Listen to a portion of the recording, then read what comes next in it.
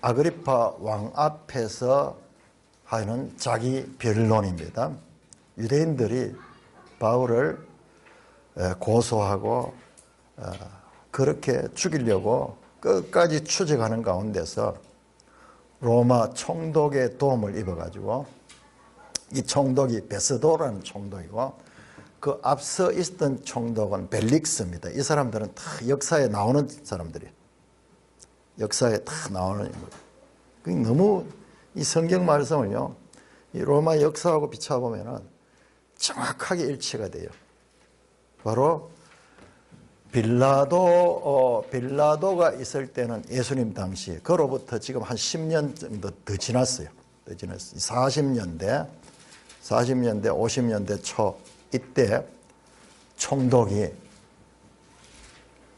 벨릭스였다가, 이 벨릭스가 네로가 황제로 등극하면서 그 자리에서 점점 힘을 잃게 됩니다. 그래서 그 벨릭스가 지나가고 베스도가 총독이 됩니다. 그러니까 앞에 보면은 그 벨릭스 총독, 베스도 총독, 지금 현재는 베스도가 새로 부임한 지 얼마 되지 않아서 그때 유대의 왕이던 아그리파 왕이, 이 사람이 헤롯의 아들, 손자, 예수님 때 등장했던 어린아이들을 다 죽이고자 했던 그 헤롯 대왕이라는데, 그 헤롯 대왕의 손자예요. 손자. 12장에 보면은 헤롯이 나오는데, 12장에 그 헤롯이 야고보를 죽이고 베드로를 감옥에 갇히고 그 충에 먹혀 죽임을 당했던 그 헤롯이 이 헤롯 아그리파의 아버지예요. 그 아버지를 뒤를 이은 왕이 이 헤롯입니다. 영상에 한번 마태복음 10장 한번 띄워주시기 바랍니다. 자, 이런 일들, 지금 우리 사도행전을 보면은 쭉 사건들이 계속 연속되어 가고 있는데, 이 모든 내용들이 예수님께서 제자들에게 미리 하신 말씀을 이루는 것이다. 마태복음 10장 16절 18절 보면은 예수님께서 제자들을 보내면서 이렇게 말합니다. 내가 너희를 보냄이 양을 이리 가운데 보냄 같다. 17절에 사람들을 삼가라. 그들이 너희를 공회에 넘겨주겠고 그들의 회당에서 채찍질하니 또 너희가 나로 말미암아 총독들과 임금들 앞에 끌려가리니 이는 그들과 이방인들에게 증거가 되게 하려 하심이라. 예수님께서요, 예수 믿는 제자들이 총독들 그리고 임금들 앞에 끌려가서 그들에게 신앙을 증거할 수 있는 그런 기회가 있게 할 것이라고 말씀했는데, 그 말씀이 지금 성취되고 있는 거예요. 지금 바로 총독과 그 다음에 임금 앞에서 바울 사도가 자신이 어떻게, 과거에는 어떤 사람이었는데 이제는 어떻게 변화되었는가, 자신의 변화 과정을 지금 증거하고 있습니다. 총독들과 임금들 앞에 끌려니 그들과 이방인들. 이후에도 많은 믿음의 사람들이 왕들 앞에 그리고 그 관리들 앞에 가서 신문을 당하고 그때마다 예수 그리스도를 증거할 수 있는 기회를 얻었습니다. 우리 사도행전을 자세히 보면은 바울 사도가 복음을 전한 장소들이 정말 참 요지 중에 요지예요. 전체를 다 다닐 수는 없잖아요. 그런데 어디가 가장 효과적일까? 아시아 쪽에서는 에베소, 아가야 쪽에서는 고린도, 이런 식으로 가장 사람들에게 이 복음이 전파되기 좋은 장소를 택해서 복음을 전했는 것을 알 수 있듯이, 뿐만 아니라 사람들에게도 영향력 있는 이런 왕과 총독 그런 관리들 앞에서 복음을 전할 적에 이것이 파급력이 훨씬 더 크게 되는 것입니다. 자, 예수님께서 말씀하신 거 보세요. 공회에 넘겨주겠고, 여러분 예수님 자신도 산헤드린 공회에 넘겨져서 그들에게 신문을 당했죠. 여러분 베드로를 보세요. 베드로가 어떻게 했습니까? 베드로가 4장에 보시면요. 4장에 보면 베드로도 이 산헤드린 공회 앞에서 신문을 당하고 그들 앞에서 기가 죽지 않고 당당하게 하나님 말씀 듣는 것이 너희 말 듣는 것보다 더 옳다 그러면서 그 과거에 비겁한 베드로가 아니라 완전히 변한 베드로의 모습이 공회 앞에서 나타납니다. 사도행전 22장 30절은 사도 바울이 그 유대인들이 온 공회 앞에서 변론하는 내용이 나옵니다. 공회 앞에 넘겨주겠고, 예수님뿐만 아니라 베드로도 동일하고 바울 동일하고, 회당에서 채찍질 당한다. 예수님 채찍질 당했죠. 그 다음에 사도행전 5장 보면은 5장 40절에 보면 그들이 사도들을 불러 채찍질하며 예수의 이름으로 말하는 것을 금하고 나왔다. 사도들도 채찍질 당합니다. 뿐만 아니라 사도 바울도 22장 24절 보면은 무슨 일로 그에 대하여 떠드는지 알고자 하여 채찍질하며 신문하라. 그렇게 이 명령을 내린 내용이 나옵니다. 마태복음 27장 26절 이에 바라바는 그들에게 놓아주고 예수는 채찍질하고 십자가에 못 박혀 넘기더라.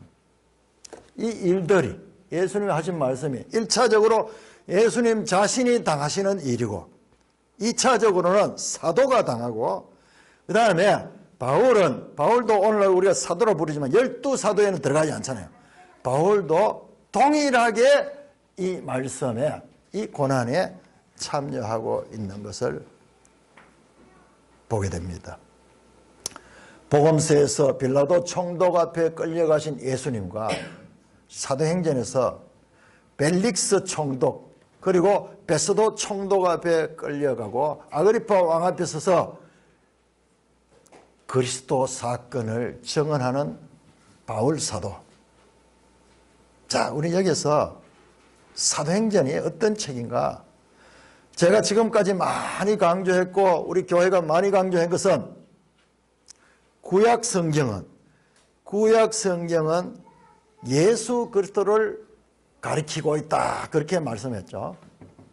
그렇게 말씀했는데 이제 새로운 거 한 가지 말씀드리겠습니다. 복음서에 예수님의 말씀은 복음서에서 하신 예수님의 말씀은 사도행전의 사도를 통해서 성취된다. 다시 한번 정리합니다.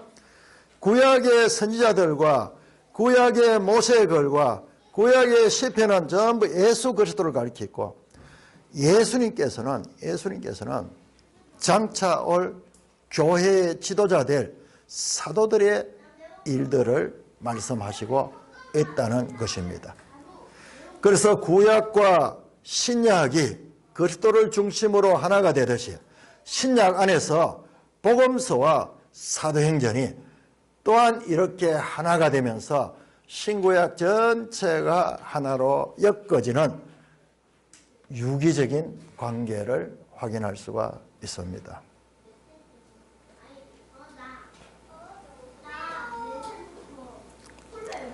여러분, 사도행전은 예수님의 명령입니다. 명령의 성취예요. 마태복음 28장 19절 20절에서 너희는 가서 모든 민족으로 제자를 삼아 아버지와 아들과 성령의 이름으로 세례를 붓고 내가 너에게 분부한 모든 것을 가르쳐 지키게 하라. 그 말씀대로 그 명령대로 지금 모든 민족에게로 나가서 복음을 전하고 있고, 여러분 사도행전에 믿는 자들에 대해서 제자라는 표현, 12사도 아닌데도 그 딸에 제자들이 많이 더하더라. 믿는 사람을 아예 제자라고 표현한 곳이 여러 군데 나옵니다. 제자는 누구예요? 배우는 자잖아요. 그러니까는 하나님 말씀을 배우는 것이 제자의 가장 중요한 일입니다. 뿐만 아니라 사도행전 1장 8절에도 복음서에 안 나오지만 부활하신 예수님이 성천하기 직전에 오직 성령이 너에게 하면 너희가 권능을 받고 예루살렘과 온 유대와 사마리아와 땅끝까지 이르러 내 증인이 되라 하신 그 예수님의 말씀이 여러분 사도행전 1장에서 끝까지 내용들이 복잡한 내용이 사실은 이 1장 8절 이 말씀을 이루는 내용이에요. 그래서 제일 끝에 가면은 땅끝으로 알려진 그 당시에 로마가 나오는 거예요. 사도 바울이 천신만고 끝에 로마에 도착해서 로마에 그리스도인을 만나고 거기서 복음을 전하는 내용이 사도행전의 마지막이에요. 사도행전 28장은 로마에 있는 사도 바울, 1장은 예루살렘에서 시작해서, 그래서 사도행전 1장에서 12장까지는요 여러분 자세히 보시면 장소가 예루살렘에서 시작합니다. 1장, 2장, 3장, 4장, 5장까지, 6장, 7장까지 예루살렘이에요. 근데 8장에 들어오면은 사마리아 나오고, 그 다음에 9장, 10장, 11장 여기 가면은 온 유대와 이방 땅 안디옥이나 안디옥. 그때 많은 예루살렘에 있는 교회가 핍박을 당해서 흩어져서 어디가 사람들이 안디옥으로 많이 갔어요. 안디옥. 그래서 안디옥 교회까지 나오는 것이 12장까지입니다. 12장. 여기는 주로 베드로가 주체가 되어서 복음을 전한 내용이죠. 그런데 13장, 13장에서 14장부터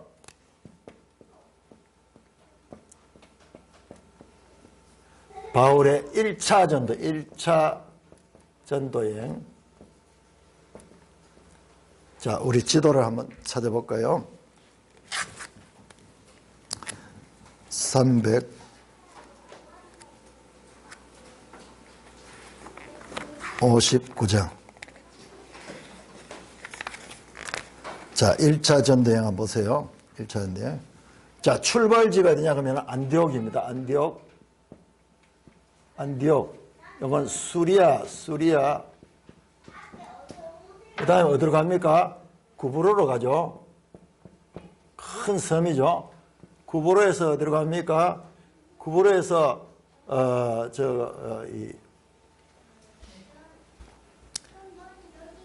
밤빌리아, 버가에 가죠. 밤빌리아.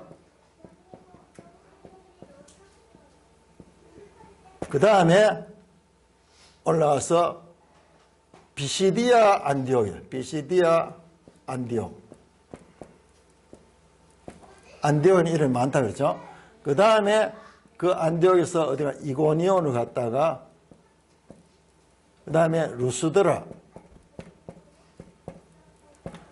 그 다음에 이 더베. 자, 이게 1차 전도행입니다. 출발지는 수리아 안디옥에서 출발해서 배를 타고, 이때는 바나바와 함께 갔죠. 바나바와 함께 해서 구브로를 거쳐서 그 다음에 밤빌리아 버가에서 그 다음에 이 비시디아 안디옥에서 거기서 이고니온에서 루스드라에서 더베에서 다시 반대 방향으로 돌아 나오면서 올 적에는 구브로를 들리지 않고 배를 타고 안디옥으로 돌아옵니다. 이게 1차 전도입니다. 1차 전도여행. 자, 여러분 복잡하죠? 복잡한데 1차 전도 여행은요. 1차 전도 여행은 뭐냐? 이 모든 지역이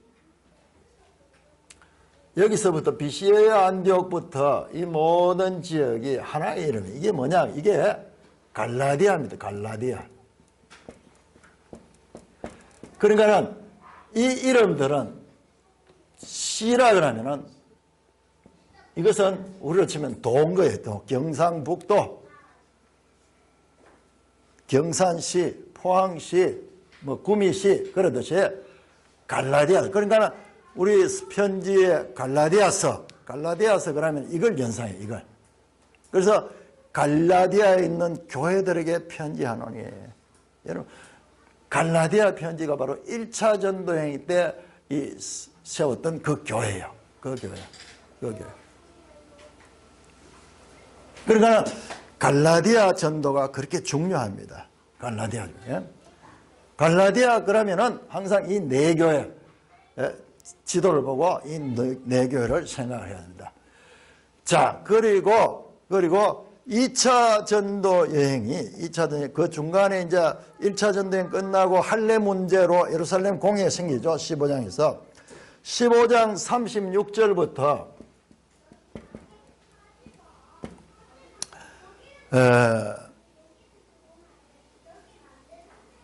18장 22절까지는 이게 2차 전도회인데, 자, 어렵지 않습니다.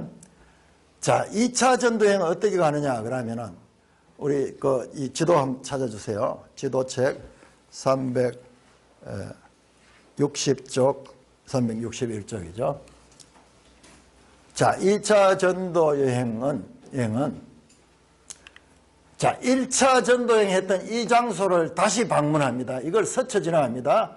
그래서 가면서 그때 세웠던 어린 교회가 잘 자라고 있는가 확인하고, 여기요, 다 장로들을 세우고 교회를 세웠습니다. 교회를 세웠어요.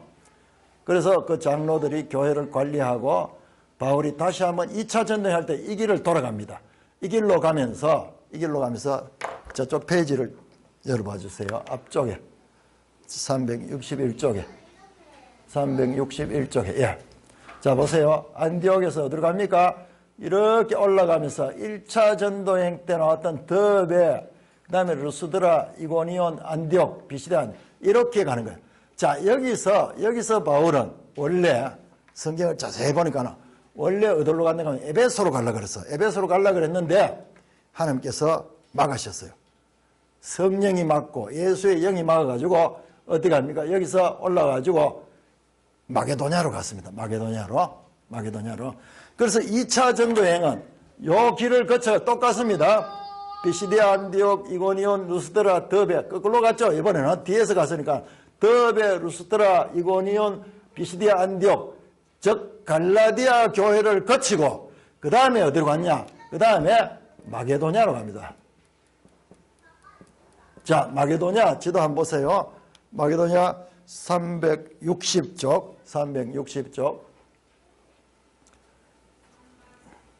자, 이건 361쪽이죠. 360쪽을 펴주시기 바랍니다.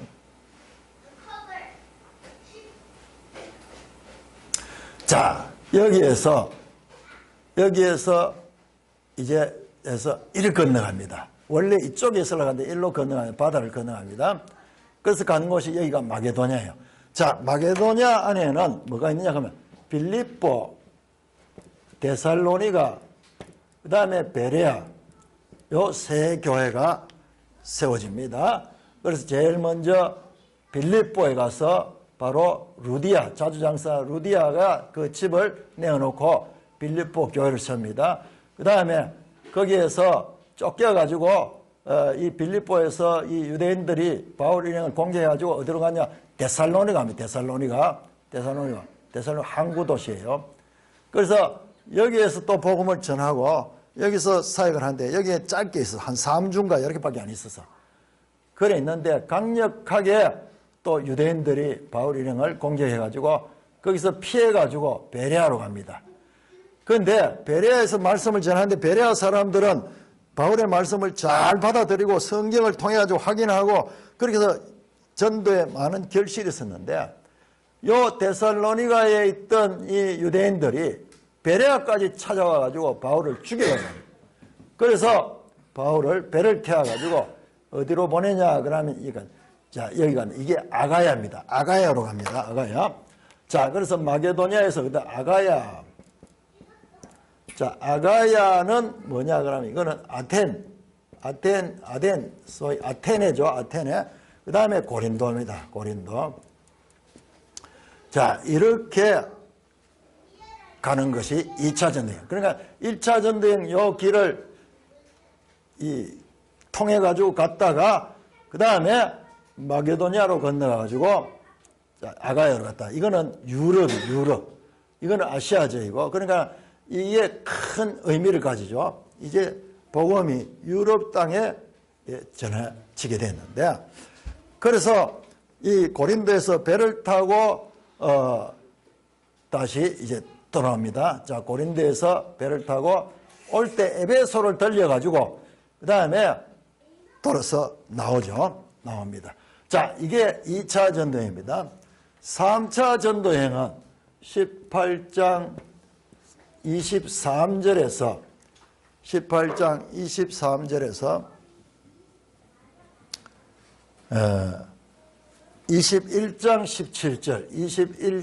17절인데, 자, 여기는 3차 전도여행 또 마찬가지입니다. 자, 여기를 거쳐가지고, 자, 우리 지도책 364쪽을 봅니다. 364쪽.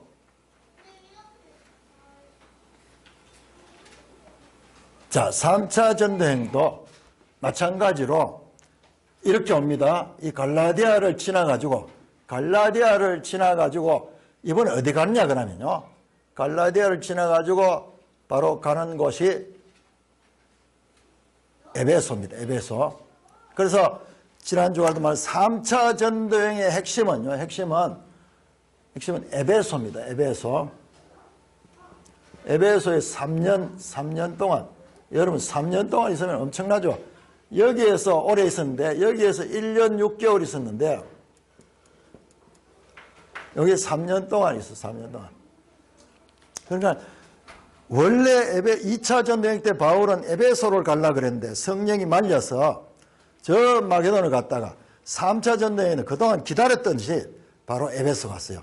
그래서 우리가 지난주에 봤더니 이 에베소에서 온 아시아에 3년 동안 이 두란노 서원에서 소위 오늘날 신학교처럼 그렇게 날마다 강의를 했죠. 그래서 단순히 에베소지만은 온 아시아를 말씀으로 가르치는 중요한 장소가 여기 에베소였다. 그 다음에 여기에서 에베소, 나중에 여기에서 다시 2차 전도에 갔던 빌립보, 데살로니가, 그 다음에 베레아를 거쳐가지고 다시 아덴에 갔다가 고린도에 갔다가 배 타고 2차 면지를 돌아가려고 하는데, 유대인들이 바울 일행을 죽이려고 그렇게 해서 일행들이 다시 육지로 향해 가지고 이렇게 가서 배 타고 돌아온 이야기가 이 3차 전도 여행입니다. 3차 전도입니다. 자, 여기에 나오는 이 복잡한 내용들, 이게 자세히 보면요, 3차 전도여행 가운데서 바울이 또 새로운 꿈을 꾸는데, 바로 로마에 대한 꿈입니다. 로마에 대한 꿈입니다. 그래서 3차 전도여행 이후에 성경에 나오는 내용은 바울이 로마행입니다. 368쪽으로 368쪽 3. 자, 이번에 로마행은 선교 여행이 아니라 바울이 제수의 몸으로 잡혀서, 그래서 군대의 호송을 받으면서 로마까지 가는 이야기가 사도행전의 마지막 부분입니다. 이건 전도 여행이 아니고 로마행인데, 근데 이것은 죄수로 로마 시민권자로서 로마에서 재판을 받기 위해서 가는 길인데요. 결과적으로는 목적지가 로마입니다. 그래서 사도행전 28장은 로마에서 바울이 도착해서 거기에서 복음을 전하는 내용으로 끝이 나고 있습니다. 이 로마의 복음을 전하게 되면, 이 로마는 전 세계적인 수도이기 때문에 그 영향력이 엄청나겠죠. 이렇게 오직 성령이 너희에게만 너희가 권능을 받고 땅 끝까지는 내 증인이 되리라 하는 그 1장 8절의 말씀, 이 복잡한 내용들이 사실은 전부 그 하나님의, 예수님의 명령을 이룬 거야. 예수님의 명령을 이룬 거예요. 내 정인이 되리라. 땅끝까지 이르는 내 정인이다. 내 정인. 내가 누구예요? 예수님의 정인. 예수님의 정인. 그래서 사도행전의 모든 메시지를 보면 예수가 그리스도다. 예수가 그리스도다. 제일 마지막도 우리 한번 찾아볼까요? 사도행전 28장 마지막 절 한번 보세요. 사도행전 28장 31절.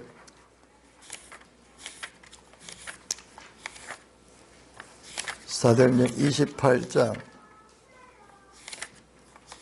30절 31절 같이 읽습니다. 시작. 바울이 온 이태를 자기 셋집에 머물면서 자기의 오른 사람을 다 영접하고 하나님 나라를 전파하며 주 예수에 관한 모든 것을 담대하게 거침없이 가르치더라. 2년 동안을 여기에 어디에 로마에 있는 그 가택 연금 상태라, 그냥 감옥에 갇힌 게 아니고 가택 연금 상태에서 거기에 있으면서 사람들을 접견하며 하나님 나라를 전파하고 주 예수에 관한 것을 담대하게 거침없이 가르치다. 사도행전 이 모든 내용이 뭐냐? 예수님이 말씀하셨던 너희가 예루살렘으로부터 저 땅끝까지 이르는 내 정인들 하는 사도행전 1장 8절 말씀이 사도행전 전체의 바탕에 깔려있고, 사도행전 마지막 장면은 그 땅끝으로 알려진 로마에서 예수 그리스도를 전파하는 바울의 모습을 보여주고 있습니다. 사도 바울은 이 복음을 전하기 위해서 처음에는 박해자였지만 나중에는 자신이 박해를 당하는 사람으로 그 어려운 일들을 감당합니다. 사도행전 9장 15절 16절에 보면은 사도 바울이 회심하고 있을 적에 눈이 멀었어. 그래서 아나니아라는 그 다메섹에 사람을 찾아가라고 그러니까 아나니아가 깜짝 놀라고 소문을 듣고, 바울은 예수 믿는 자를 죽이는 자고 예수 믿는 자들을 투옥시키는 자인데 어찌하여 그를 맞으려 합니까? 그러니까는 예수님께서 아나니아에게 말씀합니다. 이 사람은 내 이름을 이방인과 임금들과 이스라엘 자손들에게 전하기 위하여 택한 나의 그릇이라. 이방인들과 임금들과 이스라엘 자손들에게 전하기 위해 택한 나의 그릇이라. 그가 내 이름을 위하여 얼마나 고난을 받아야 할 것을 내가 그에게 보이리라. 바울의 이 변화는 많은 고난으로 점철된 삶을 삽니다. 고린도후서 11장 23절에서 27절에 사도 바울이 자신의 이 모든 선교 과정들을 회상하면서 하시는 말씀이 나옵니다. 내가 수고를 넘치도록 하고 옥에 갇히기도 더 많이 하고 매도 수없이 맞고 여러 번 죽을 뻔했다. 유대인들에게 40에서 하나 감한 매를 5번 맞았으며 3번 태장으로 맞고 1번 돌로 맞고 3번 파선하고 일주야를 깊은 바다에 지냈으며 여러 번 여행하면서 강의 위험과 강도의 위험과 동족의 위험과 이방인의 위험과 시내의 위험과 광야의 위험과 바다의 위험과 거짓 형제 중에 위험을 당하고 또 수고하고 애쓰며 여러 번 자지 못하고 줄이며 목마르고 여러 번 굶고 춥고 헐벗었다. 사도 바울의 변화는 그 일생 전체를 바로 이와 같은 복음 전도를 위해서 말할 수 없는 고난을 당하면서도 일을 해나갑니다. 여러분, 사도행전을 자세히 보면요, 하나님이 일하시는 게 보여요. 하나님이 어떻게 일하는, 처음에 오순절 성령이 임하기 전에 가롯 유다 때문에 결혼이 된 11사도 가운데 12사도를 세우는, 한 사도를 세우는데 어떻게 하느냐? 교회가 모여서 기도하면서 2사람을 추천합니다. 두 사람을 추천해가지고 그 중에 한 사람을 제비 뽑아서 그렇게 세웁니다. 그가 12사도가 되죠. 마띠아라는 사람이 12사도가 되죠. 그 다음에 예루살렘 교회에 그 큰 박해가 일어나죠. 스데반이 설교하면서 이 스데반이 순교를 당하고 난 다음에 예루살렘에 큰 박해가 났을 때 그 박해 때문에 교회가 흩어지면서 오히려 안디옥 교회가 생기고 그래서 교회가 확산되는 계기가 되었어. 박해가 교회를 움츠러들게 하는 것이 아니라 오히려 그 박해가 교회를 확산되도록 하는 결과를 있습니다. 여러분, 이 2차 전도여행 때처럼 바울이 자기가 선교지를 향하여 가려고 했는데 성령이 직접 막았습니다. 아시아로 가지 말고 마게도냐로 가라. 예수의 영이 막았습니다. 2중 3중으로. 그렇게 하면서 또 환상 가운데 마게도냐 사람이 와서 건너와서 우리를 도우라. 3중으로 바울의 의지보다도 바울이 생각지도 않은 마게도냐, 유럽으로 와서 선교하기를 구하는 사건이 나옵니다.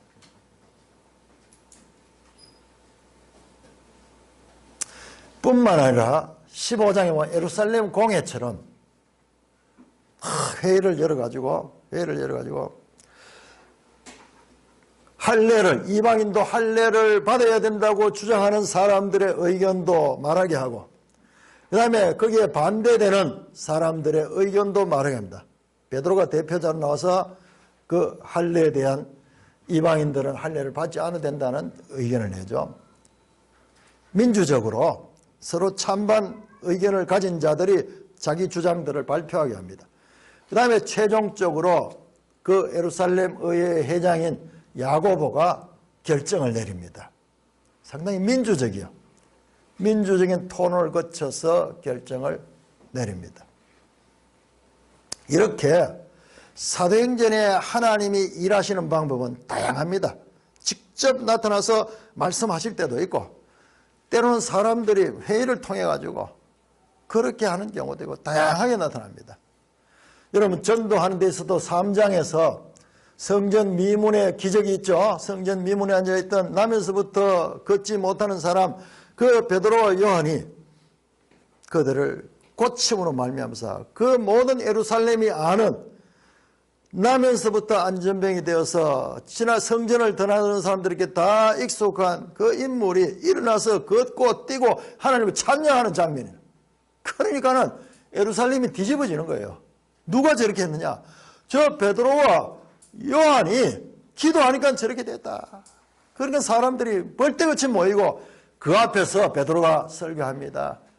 이 예루살렘 사람들아, 오해하지 마라. 이 일을 한 것은 내가 아니고 바로 얼마 전에 십자가에 달려 죽으신 예수님께서 하신 것이다.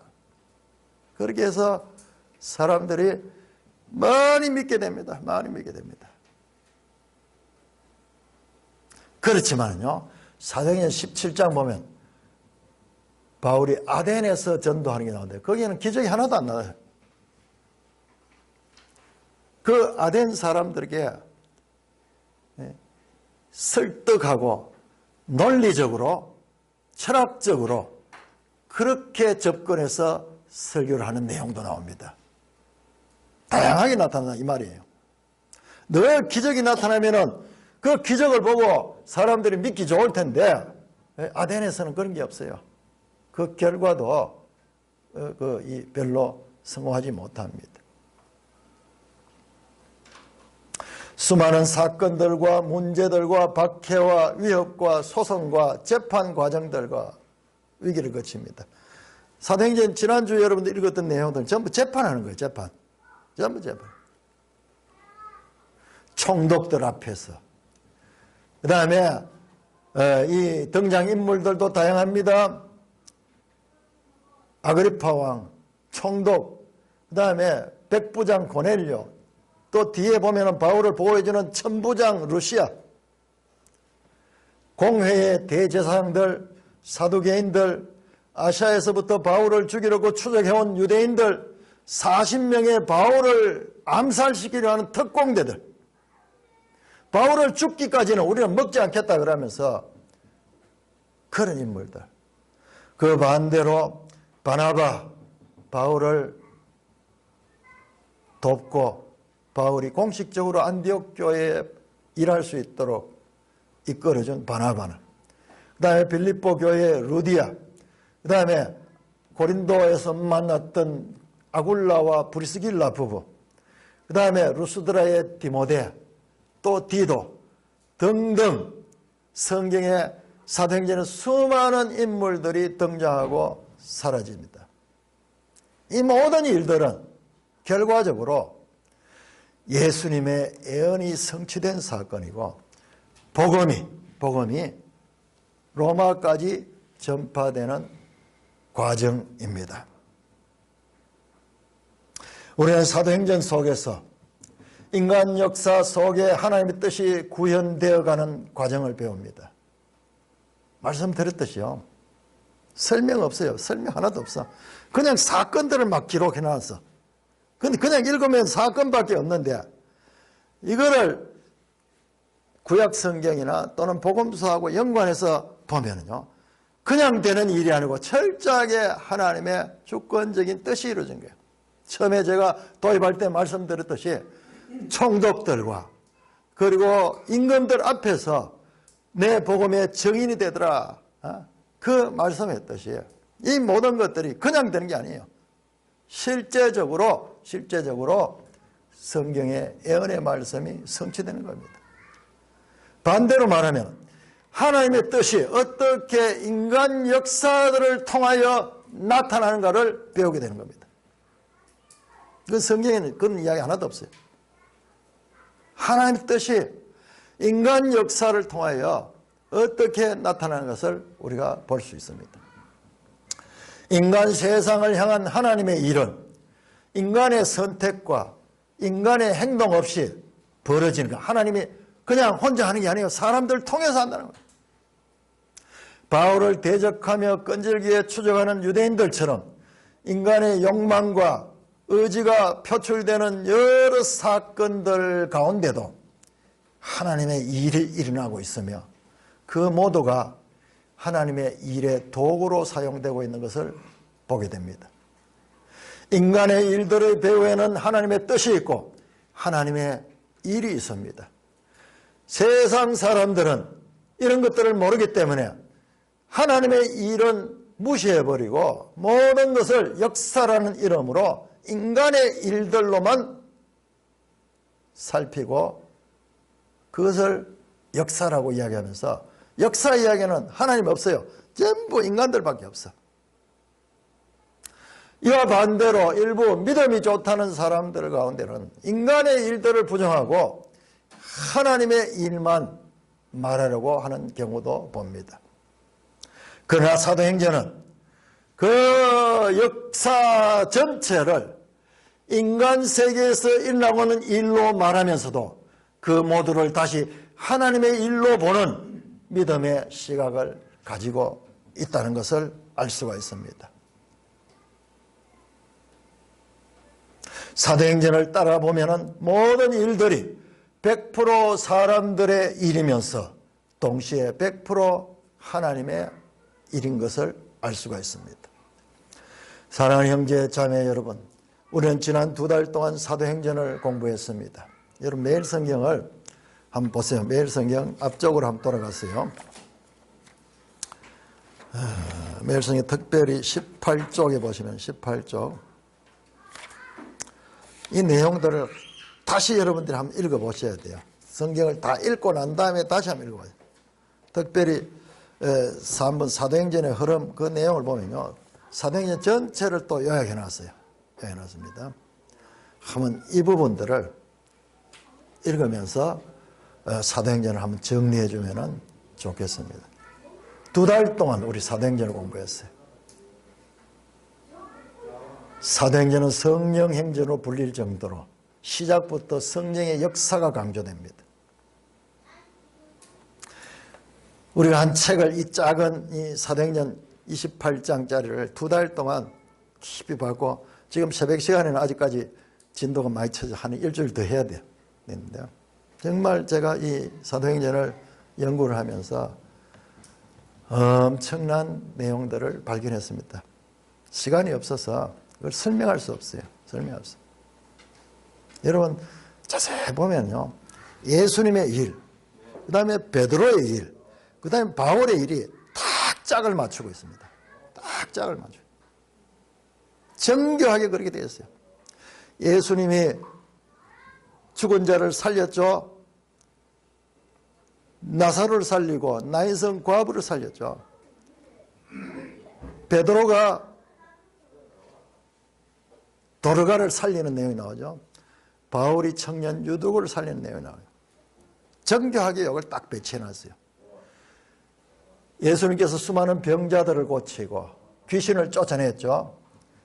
동일하게 베드로가 그 일을 하고요. 사도 바울도 그 일을 합니다. 내가 그걸 다 뽑아놨어요.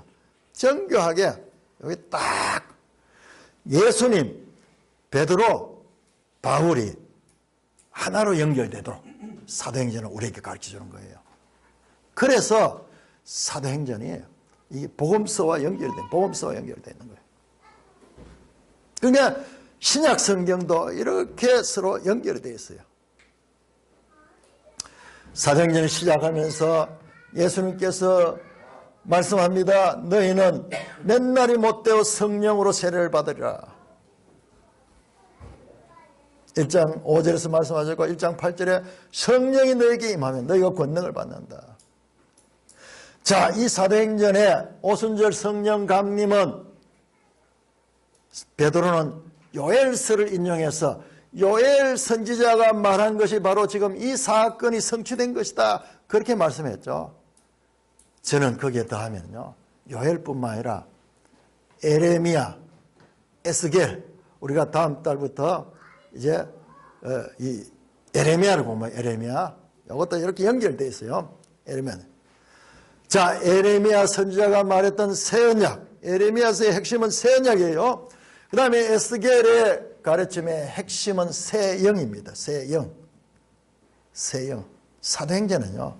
새 영이신 성령이 오셔서 바로 새 언약의 시대가 실제로 교회를 통하여 펼쳐지는 것을 보여주는 것이 바로 사도행전입니다. 그런데 성경은요. 이거를 너무 불친절해. 좀 설명해 주면 딱 시작할 적에 이걸 딱 설명해 주면 우리가 쉽게 할 수 있는데 그런데 그냥 사도행전은 점려 딴책인 것처럼 그렇게 이 사건들을 나열하고 있습니다. 그래서 많은 사람들은 사도행전과 이 에레미야나 에스겔의 내용과는 전혀 관계가 없는 듯이 보게 되는 거예요. 좀 친절하게 해서 그렇게 이게 에레미야가 말한 바로 새 언약이다. 새 영이 지금 오는 거다. 이런 설명해 주면 좋을 텐데 그렇지 않기 때문에 많은 신학적인 논쟁도 많아요. 서로 막 해석하는데 이게 그거다 이게 아니다 뭐 이런 식으로 그렇게 해서 성경을 읽을 때마다 좀 불친절하다. 하나님이 좀 이걸 좀 자세하게 이 구약 성경의 이 사건과 이게 일치되는 거야. 그러면서 부분적으로 뿐만 아니라 좀 전체적으로 좀 설명하면 좋을 것 같은데 그러면서 좀 불친절해요.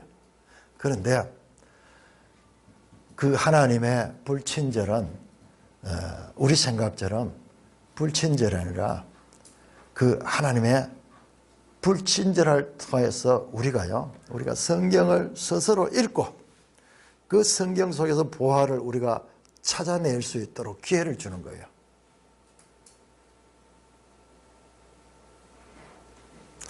하나님이 다 설명하지 않고 우리에게 적극적으로 성경을 읽을 때 참여할 수 있도록 그런 기회를 주는 것입니다. 이런 성경의 보화들을 찾아가는 과정에서 우리는요, 하나님의 말씀을 알게 되고 그 하나님의 말씀이 반드시 성취된다는 것을 믿게 되는 거예요. 우리가 예수 믿을 적에 그 믿음은 단순한 믿음이에요. 그 믿음이 쉽지 않습니다. 성령으로 하지 않고는 예수를 주라 할 수 없다 그랬어요. 우리가 예수를 믿는다 고백할 적에도 성령의 역사가 있지만은 이제 그 믿음에서 머무르지 않고 점점 성경을 통해서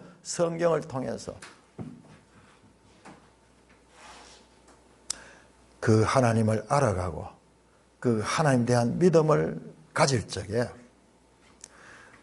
우리의 믿음은 성장하고 성숙하게 됩니다. 이것이 이런 과정을 통해서 우리가 하나님의 말씀을 흔들리지 않고 믿게 되는 거예요. 이야, 이 말씀이 정말 놀라운 말씀이구나. 이 말씀이 반드시 성취되는 말씀이구나. 이런 믿음이 생길 적에 우리는 아직까지 경험하지 못한 주님의 재림에 대한 그 말씀도 믿음으로 믿고 순종할 수가 있는 것입니다. 이런 과정을 통해서 우리는 성경에 대한 흔들리지 않는 믿음을 가지게 됩니다. 이를 바이블 빌리버, 그냥 신자가 아니고 성경신자라고 하는 것입니다. 이것이 하나님께서 불친절하게 보이지만 우리를 진정한 하나님의 제자로서, 예수님의 제자로서, 말씀의 신자로서 살아가게 하기 위한 하나님의 지혜예요. 이 지혜를 따라 개인적인 믿음에서 하나님의 믿음으로 이루시는 모든 산돌교회 되기를 주님의 이름으로 축원합니다. 하나님 아버지, 은혜를 감사합니다. 지난 2달 동안 사도행전을 공부하게 하시며 이 사도행전이 철저하게 예수님의 명령에 모든 내용들이 순종하며 그 명령이 성취되는 내용인 것으로 새롭게 볼 수 있게 하심을 감사를 드립니다. 하나님의 말씀은 살아서 운동력 있고 하나님의 말씀은 반드시 성취되는 것임을 우리는 이 말씀들을 통하여 더욱더 깨닫게 되고 더욱더 그 말씀 안에 침략하게 되어 세상에 어떻게 다른 주장들과 다른 복음들을 가지고 하나님의 말씀과 달리 말할지라도 흔들리지 않고 말씀을 통하여 그걸 분별해내며 끝까지 바른 복음, 바른 믿음으로 구원에까지 이르는 그와 같은 믿음을 가질 수 있게 되기를 바랍니다. 아버지 하나님, 참으로 우리의 믿음에 있어 사단은 쉬지 않고 초대교회에서도 저 서신서를 보면은 끊임없이 다른 복음과 거짓된 것을 가지고 진리를 대신하고자 하는 그런 공격들이 있음을 보게 됩니다. 우리가 바른 믿음 가운데 든든히 세워져서 끝까지 믿음에서 믿음으로 이르며 마침내 주님의 그 재림의 날 영광스러운 하나님 나라에 편입되는 하나님의 백성들 되게 하여 주시옵소서. 우리 주 예수 그리스도의 이름으로 감사하며 기도드리옵나이다. 아멘.